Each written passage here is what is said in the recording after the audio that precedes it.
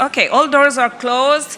So thank you, everyone. I hope you enjoyed the little opportunity to have a snack, move your legs a little bit, and now you're back to sit quiet and listen to our fabulous presenters. I would say I'm biased because those are incredible colleagues that I worked with, some for many years, here with SCAGO. So my name is Tanya Elese.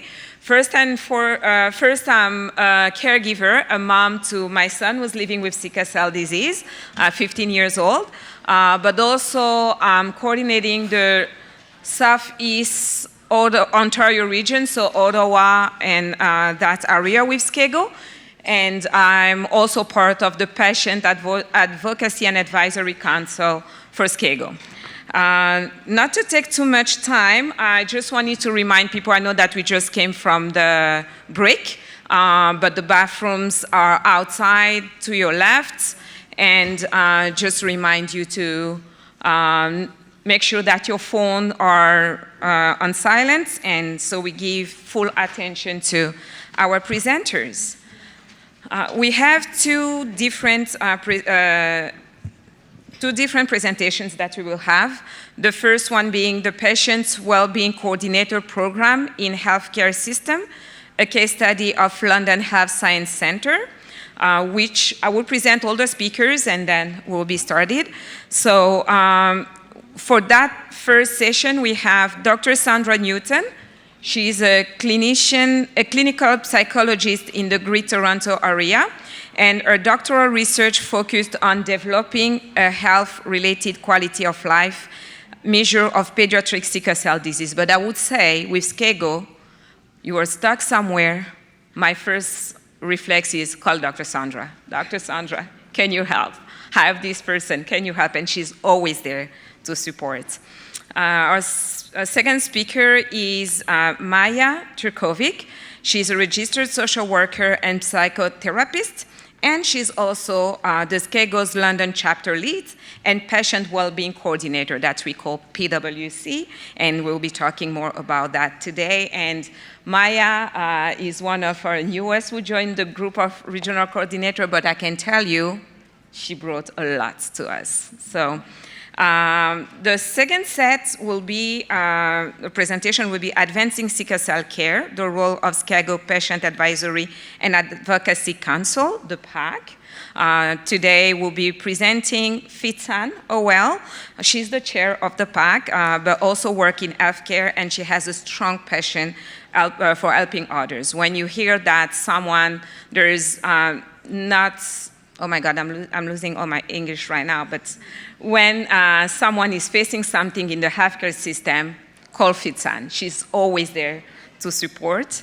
And we also have Earleen Dover. She's a voting member of the PAAC as well, and a huge support for the education committee here in SCAGO. You'll see Earleen in many outreach events. She's always there to raise awareness and making sure that people are really taken care of through SCAGO. So without further ado, I'll let Dr. Sandra start.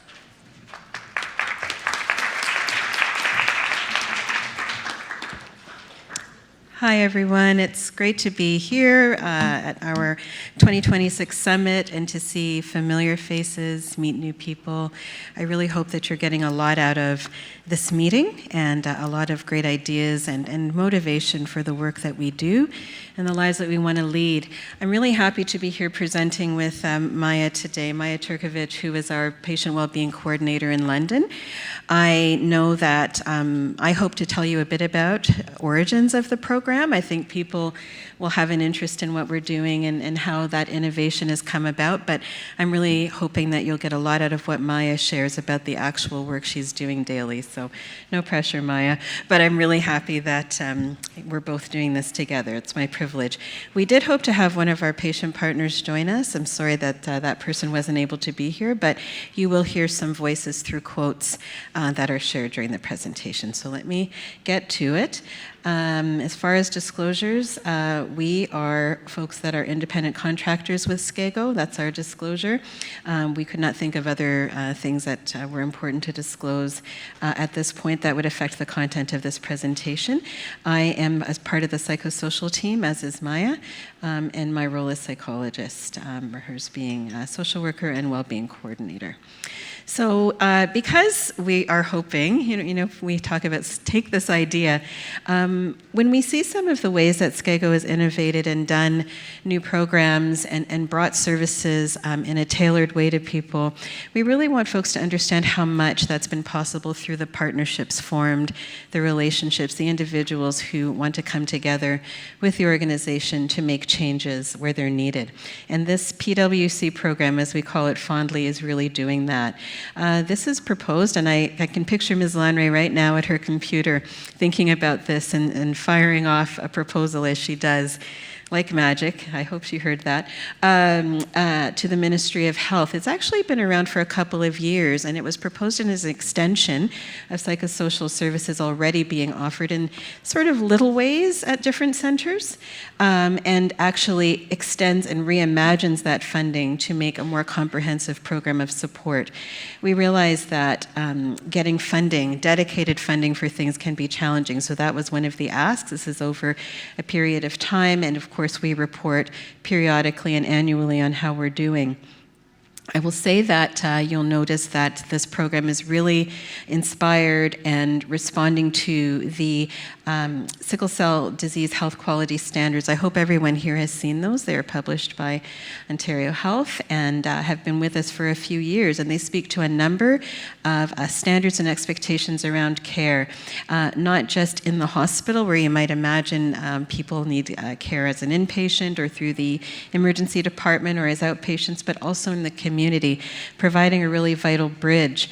And as I mentioned earlier, this isn't possible without partnerships. So at each center where PWCs do their work, there is also the clinical team that is absolutely the first contact for patients, trusted relationships that we are also connecting with and carrying forward so that people experience as much seamlessness in their care as possible. We're definitely, through the PWC role, looking at the psychosocial needs of folks, the psychological and social and more, as you will hear, and also just being that presence, that person walking alongside at some of the toughest times. We're also there for the celebrations. More on that later. Right now, the PWC role is active in London, which we'll be focusing on. Windsor, we have the GTA. I should have asked folks to put up their hands. You've met Samira, and she is our GTA person, and then Hamilton most recently. So very exciting to see that expansion. We are also thinking about a presence in Ottawa and the North. So that's news, and you heard it here first. But with a focus on London Health Science Centre, this was a great site to focus on just because, again, well-established, very committed team. We hear that from patients. We experience that ourselves.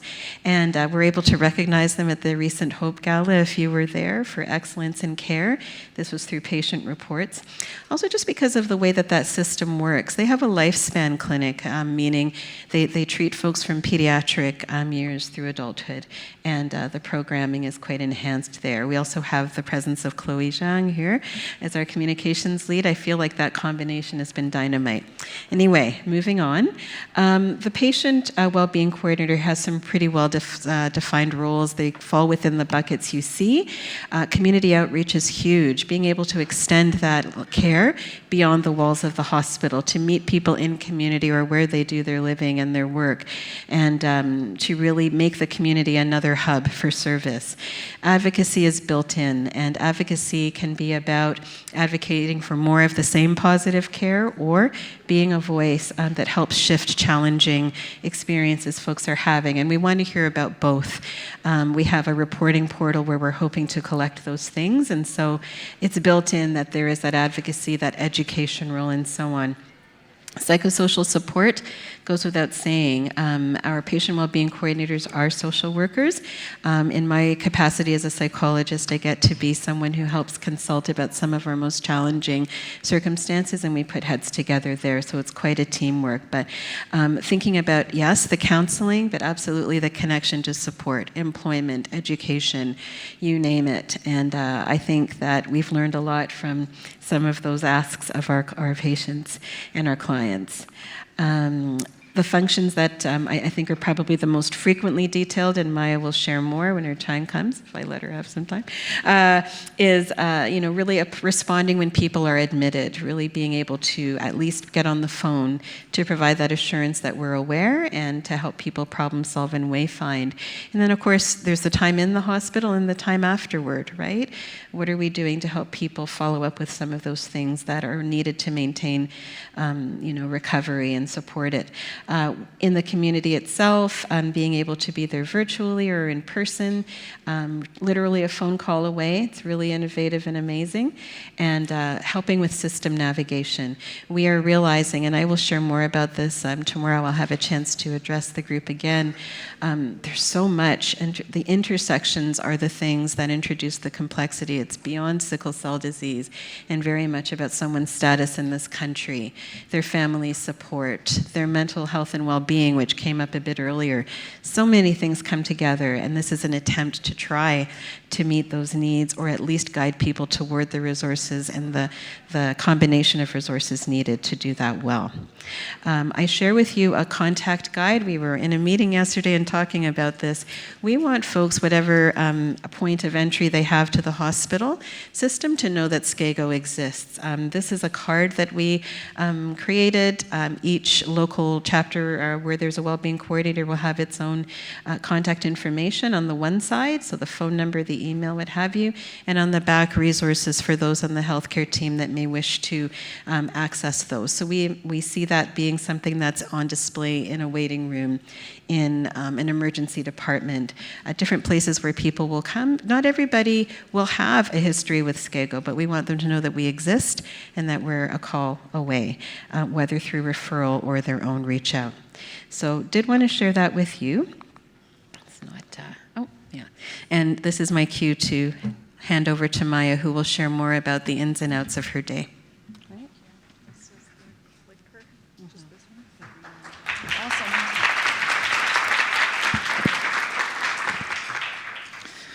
So I have the great privilege of working with Dr. Sandra Newton, and I've had opportunities to learn from her and thrive alongside her, and she's been my rock in this position, so thank you very much. Let's start us there. I just wanted to tell you a little bit more about what my position actually looks like. So every Wednesday at 1 o'clock, I go to the hematology clinic, and the work I do absolutely and completely depends on the social workers there, on the nurse coordinators there, on the good doctors, Dr. Saul and Dr. Murray. So I have a space, I have an office, I go sit down. They usually are the ones who recognize that patients have needs which the clinic can't meet, and so they refer them to SCAGO. The first conversation, I think, is really important. I just introduce myself a little bit. I tell them about the role that I do. I listen. I think listening is key. People have issues. In order to find out what's going on, you gotta let them talk. You gotta hear what they're saying. And you gotta not always have a script, right? So that they actually feel free to talk about the things that are meaningful to them, rather than having to follow a script which might not be ideally tailored to them. In terms of, what comes to the hospital with a patient, again, oftentimes hospitals look at humans, at patients. I think we bring that human lens. We see them as full human beings who have a heart and a soul and a whole, full, entire life that is absolutely complex and challenging, and oftentimes, all the time, they're doing a much better job than I think most people, in that they are dealing with more challenges than the majority. But yeah, everything comes to the hospital, their hopes, their fears, you know, their relationships, their past. And it's not just the chart, which I think is important to mention. In terms of, you know, where the connection takes us, here we have a little bit of a pie chart, and it kind of summarizes the work that has been done at the London Health Sciences since I've started, at least. So we do a lot of psychosocial supports, actually, and that's because we will meet people in the hospital. And, you know, I haven't met too many people in ER and admissions, but I've met some, and then what happens, we start a conversation and you find out they need support with education, they need support with employment, they're struggling in relationships, they're struggling, you know, with education, whatever it is that they're struggling with. And so that then creates a pathway for me to support them in the community beyond the hospital, but obviously also in the hospital. Key achievements, so we've had, you know, increased patient engagement, we've had support delivery, I think unlike we've seen before in London, deepening peer relationships. I've spent a lot of my time talking to patients and getting to know them and understanding their needs. We've enhanced awareness and visibility. Alongside Ms. Chloe here, we did 24 community events that bring people together to laugh, to celebrate, to have fun, because all that is part of well-being. And then, yeah, we had 179 total supports that were provided within, you know, that fiscal year. And in terms of, I think, the most important part, which, you know, I wish our person was here to elevate the patient voices, but in terms of what some of them say, is, you know, sickle cell isn't something that can simply be treated with Tylenol or Advil. It causes severe pain and trauma, and every patient is different. Healthcare providers should listen to what has worked for each individual rather than making assumptions. We shouldn't feel like we're being experimented on when we come to the hospital for help.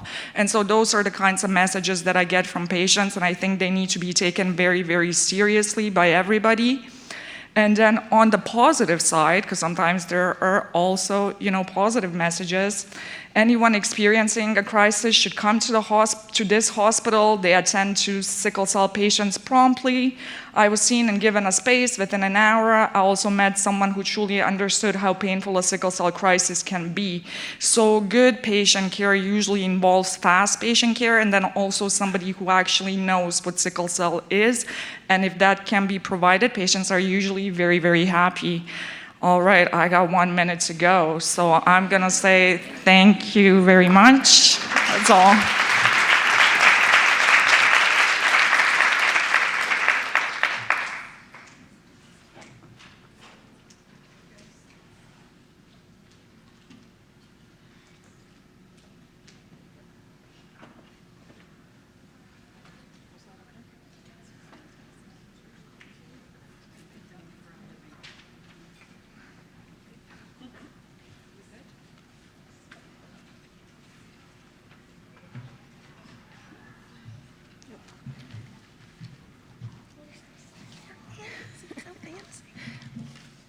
Good morning, good morning.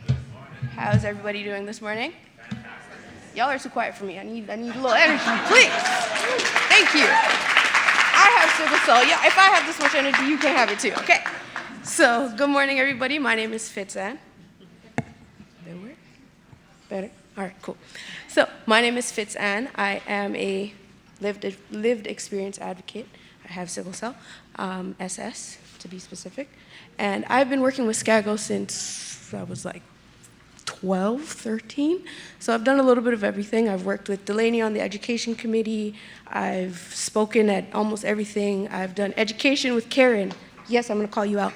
And as soon as Ms. Lonery knows that you have a voice, you will have a job.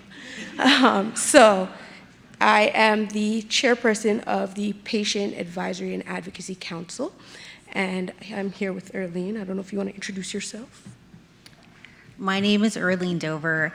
I've been volunteering with SCAGO for like a couple of years, since 2023, and I assist with the education committee. I'm a voting member of PAAC, but Fitz-Ann really should take the floor with. No. I help also with community outreach, so you can find me around. And I'm a lived experience advocate also, as I have HBSC. And it's so important to have the Patient Advisory and Advocacy Council to be there as part of all of the amazing work that's done at SCAGO. Okay. Okay, so as far as we know, we have no disclosures, nothing to disclose. So what is PAAC? Take the floor. Go ahead. I believe in you. PAAC is the Patient Advisory and Advocacy Council, and it was established in 2021. And PAAC was created to assist SCAGO in optimizing care for those with sickle cell disease. And PAAC's been helping to create a patient-centered care culture across the GTA and in Ontario. PAAC is present to suggest things that will improve care gaps within the province of Ontario, and PAAC is an advisor group for SCAGO.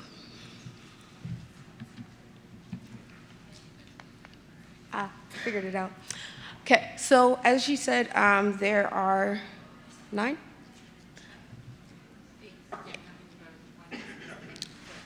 She makes me look good. So there are 9 members of SCAGO, of PAAC. Whoa. Of PAAC. There is myself, the chairperson. There is Lance, the first vice chair. Mary, who is the second vice chair. Tanya, who is our wonderful moderator for this session. There is Janet, Kamisha, and Jane as well. These are all voting members. There's Earleen. She is one of our latest additions, and she's been wonderful. And then we have the 2 non-voting members, is Dr. Siad and Ms. Lonray. So PAAC has done a lot of work with SCAGO over the years.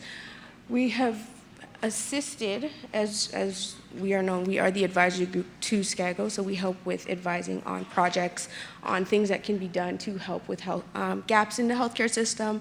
We have worked on various things, including the hospital experience reporting portal. We've been doing advocacy for the international students when it comes to any insurance discrepancies.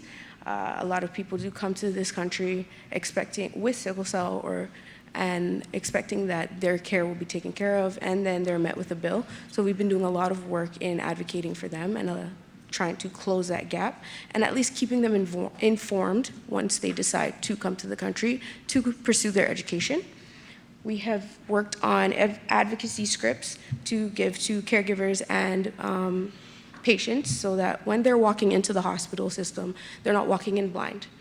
It is very hard to advocate for yourself, so having a script for the caregivers and the patient is helpful, especially if you walk into a hospital that doesn't know your history, that you've never been to before, that you're not used to. We've also helped in working groups. We've sat on the UHN working group.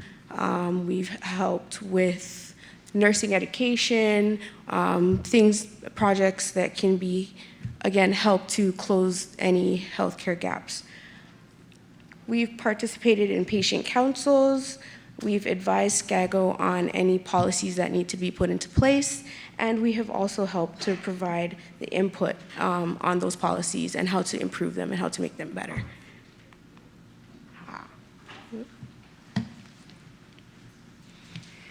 Some of the goals of the Patient Advisory and Advocacy Council are to promote the health of our community, to help alleviate some of the stresses that the families and caregivers may experience, to assist with improving the quality of life and of those living with sickle cell disease, and to ensure that hospitals provide optimal care with sitting on hospital advisory boards.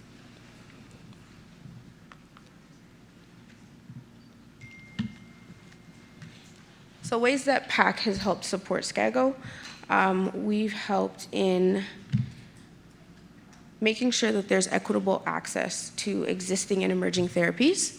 So we've done a lot of work in the past of, again, international students, sitting on hospital working groups, making sure that whatever needs to be added or improved or worked upon is done, and it's done in a manner that works for not only us as patients, but for the caregivers, such as Tanya, who's a mom, or Marie, who has children with sickle cell as well.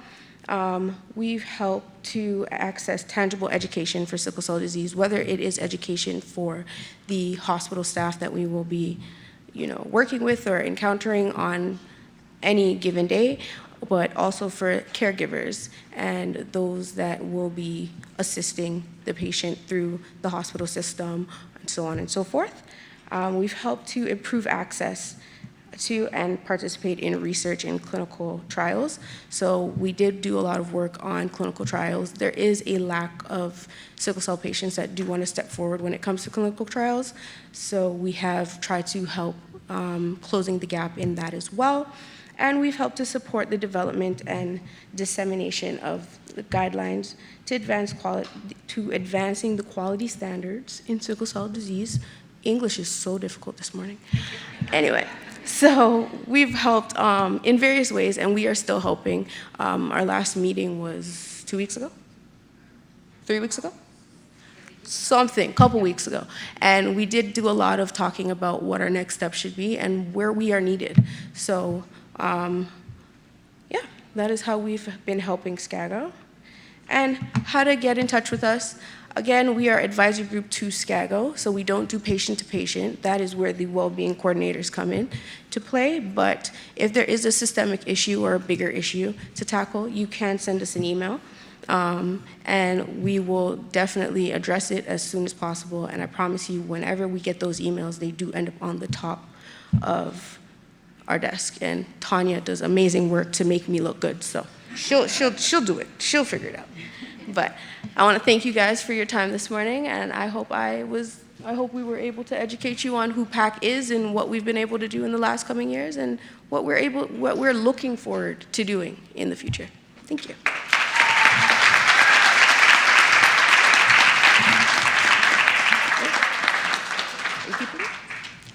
If you'd like to get our little booklet on getting to know the PAAC, you can find one of these at the registration desk and at the front entrance.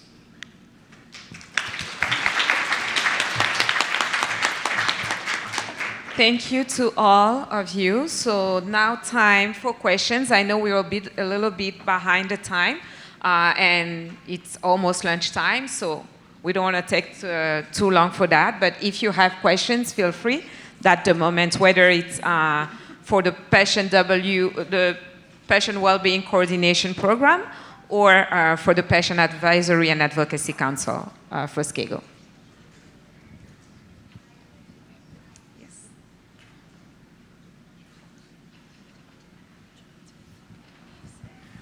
Good morning. Thank you for your wonderful presentation. I work for a community health center, and like you guys, I provide services around community services, I would say, and we do research. I work for Women's Health and Women's Hands.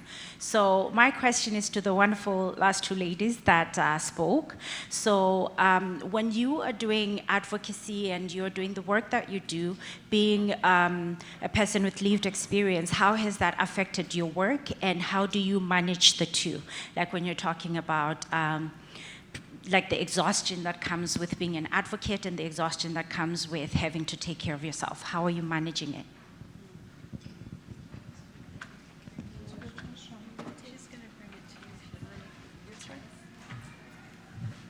Thank you for your question.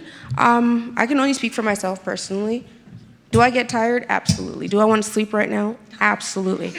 But I think when it comes to advocating, I think it kind of fuels me. And it kind of pushes me forward to know that I have experienced so many discrepancies when it comes to healthcare and gaps and so on and so forth. So as tired as I may be, as sick as I may be, I've literally sent emails from a hospital bed. You can ask Tanya, she's gotten them. But I think it kind of pushes you forward to know that there's still so much work to do, and there's still so much that can be done. And especially being on this side, living it and seeing it and experiencing it, you speak on it from a different perspective because you're actually in it. Whereas people that I know, like Tanya, she has kids with sickle cell, so she's kind of on the outside. It fuels her in a different way, but for me, it pushes me to say, I don't want the babies coming forward. I don't want her kids to have to go through what I went through. I don't want the kids coming after me to go through what I went through. So what can I do now to make it better? So.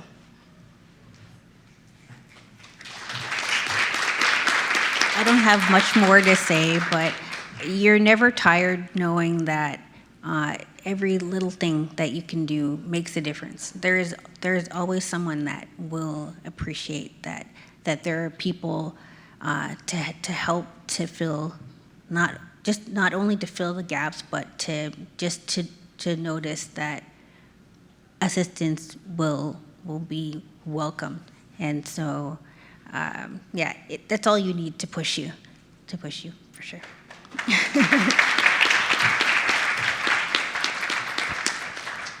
Thank you. Good afternoon. My name is Anne Clark. I am from Ottawa. I'm wearing a CUSO International hat today. My question is regarding the PAAC Advisory Council. Could you tell me, since you've been functioning, what are some of the results that you have heard from people that you've worked with? Have you sort of done in terms of context monitoring to have a sense of how people are benefiting from your interventions? And I'll stop there. Thank you.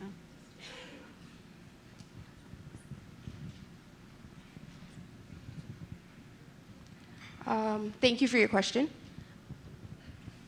I just want to make sure it's on. So I think I'll speak on this later as well. I think there's a session about for example, the hospital experience reporting portal. Just based off of that was one of our most recent projects, and we've had a lot of result and a lot of positive result from getting the information that has been occurring and getting all of the experiences from people living with sickle cell in the hospital, whatever they're encountering, and then that is then used in the education of the nurses coming up now. So that is then also used in the working groups. We can bring that forward in the working groups, and they then tailor that to their staff and make sure that these things do not occur. So we've seen a lot of benefit, a lot of small strides with the international students as well. We did reach a lot of blockades, but we have found ways to kind of advocate for them and making sure that it has reached news outlets or making sure that we're taking the right avenues. So we have seen a lot of results, and we have gotten a lot of feedback on these things are actually working, so keep doing what you're doing. Perfect. We have time for 2 more questions. We'll start here and then the lovely lady in the back. Thank you all for your presentations. My name is Marie Poku. I am a patient living with sickle cell disease. My question is for the patient well-being coordinator. During your presentation, I saw a lot of similarities between your role and the role of a social worker. So my first question is, what would you say the differences are between your role and that of a social worker? And then the second question is, you were saying that you were kind of stationed at the London Health Science Centre. So I was wondering if, or maybe this is a question that all the panelists can answer, but if there are opportunities for having a special patient well-being coordinator kind of stationed at for example, Toronto General Hospital, this is where I get most of my care. Yeah, so thank you. Thank you. Those are all great questions, very thoughtful of you. So sometimes I ask myself the question you just asked me as well, in terms of how is my role in fact different than that of a social worker. I would say in practical terms, it's really actually not that different. I do a lot of the things that a social worker would do, but what I do different than what the social workers do within the hospital is I do a lot of the work in the community, right? I can accompany people in the community to other doctor's appointments and so on and so forth. So there is an outreach component to the work that I do, which I don't think is necessarily always standard with social workers. But I mean, outside of that, also what differentiates me from the hospital social worker in particular, because there's different types of social workers, right? Like in the community, there's social workers within hospitals. So I think of myself as sort of like a little bit of an outreach worker, a little bit of a psychotherapist, a little bit, of an analyst, a little bit of, a systems fighter kind of thing. But that, again, all really does fall within that scope of social work. And I also do offer services like when the hospital social workers are not present. So like on the weekends, in the middle of the night, if you call me at 2 a.m., you're like, I'm having a crisis, I'm gonna try and be there. So I hope that answers your question a little bit. And I think the other question, Dr. Newton is better equipped to answer. Yes, really. Thank you. Well, I always did want to say hi to Marie in person, so this is my opportunity. Hi, Marie. Thank you for the question, and thank you, Maja, as well. I think that if I can return to the earlier question really quickly, I think that it's an important thing for us to define for the sake of the people we hope to support and also for the staff we're partnering with. We're not here to duplicate services, right? So, and because this role can look different in each location, that's an essential first conversation. Who does what and how? And I think London is a nice center to spotlight because I think they've really figured out that rhythm. But yes, I think the distinction you made is the one I would agree with. It is where you're located, where you're doing your work, right?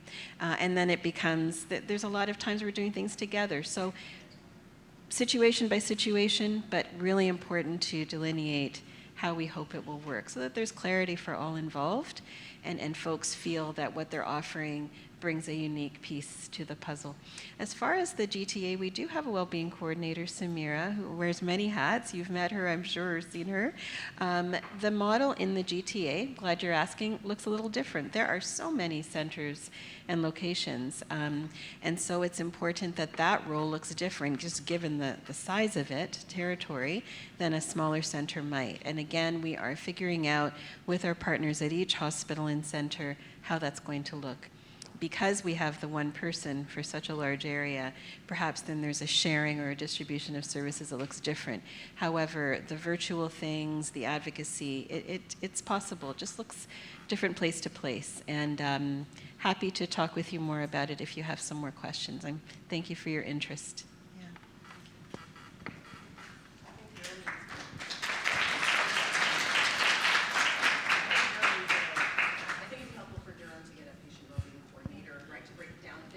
Agreed. Karen is supporting an application for a Durham-based. No, you know what? I think thank you for saying that, Karen. I think each region could do with its own. And so the success of these beginning spots, I think is going to fuel that enthusiasm for devoting more funds to this. It really does come down to securing those commitments. But I agree with you. Durham, a growing place where so many folks from Toronto are moving, right, and needing care locally. That's the other piece. We want people to be able to access these things without having the added burden of going far from home to do it. So, bridge work for sure.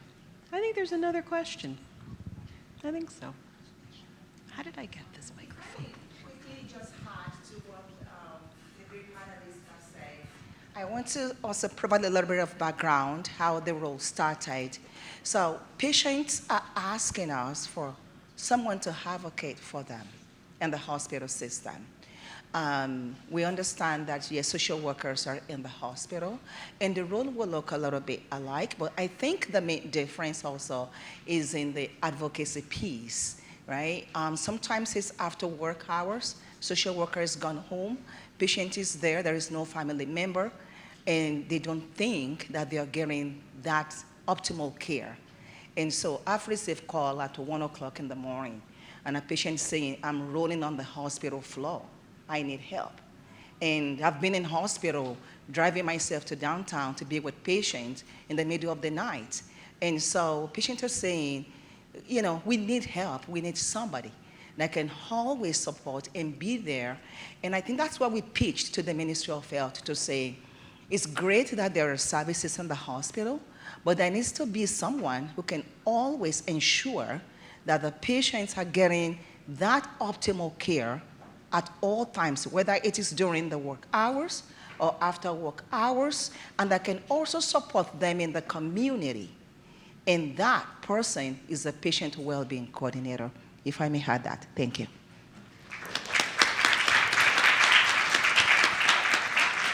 And this will be our last question. Malia, I want to thank you. You spoke earlier a little bit about asking the healthcare workers to listen when we're speaking.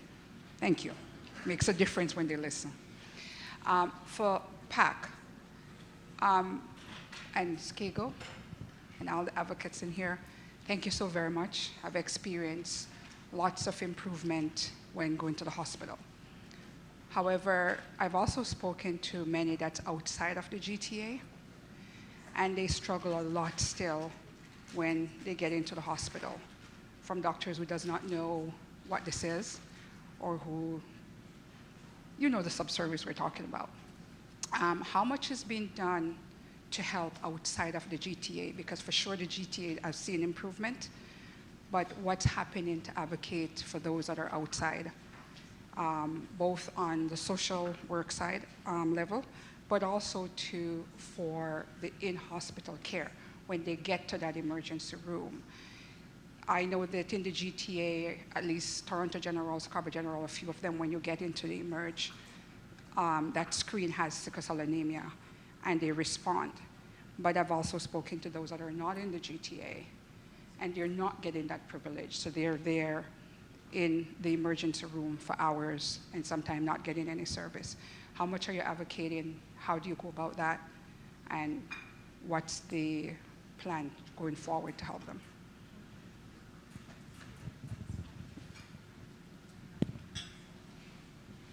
I've been voluntold. Okay.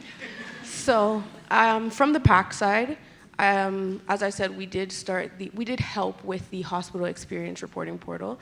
In starting that, it is also being used to see where our help is needed next, right? So once we can get more people to report and let us know their experiences, both positive and negative, then that'll help SCAGO figure out where our help is needed, and then we can advise from a patient standpoint of what we can do next. Tanya can also speak on this. I think not our last meeting, the meeting prior to, we did also talk about what was being done in Ottawa, what was being done in London. We are trying to reach out a little bit further as well. And we did talk about getting numbers to see where our people are, where our populations are, and what can be done as our next step. So we're silent. What does it say? We're little, but we're mighty.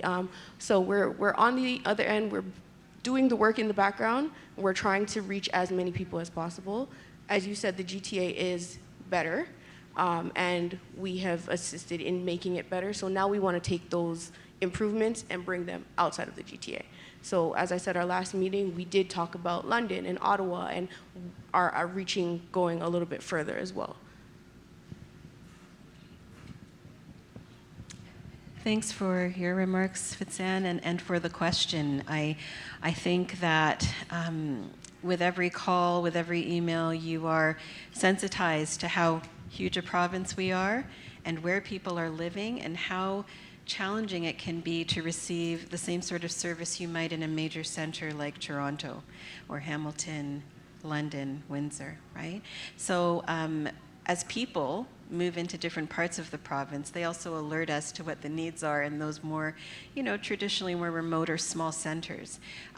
Even without a physical presence there, we're a provincially supporting organization. So if people contact us, we're able, through our remote means, through connecting with the teams, and I think there's usually receptivity to that with a client's or patient's consent, we're able to have those meetings with teams, and I feel like those become points of contact that endure, so that when future patients need something, we know who to go to. I would not want us to feel like we're limited by geography.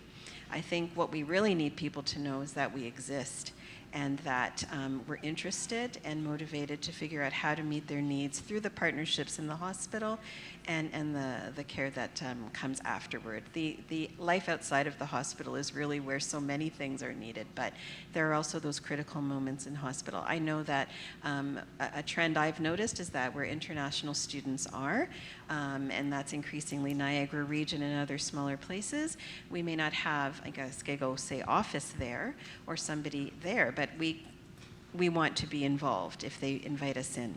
So I think until we're able to grow and be in all of the areas we want to be, we rely on people to reach out to us, or someone who cares and knows about the need to link with us. And that's where we're starting, and I like what Fitz-Ann said as well. As we become aware, then that becomes a new place that we keep an eye on for growth. And I'm getting that signal, but happy to speak with you more if you would like at any point this weekend. Thanks for the question.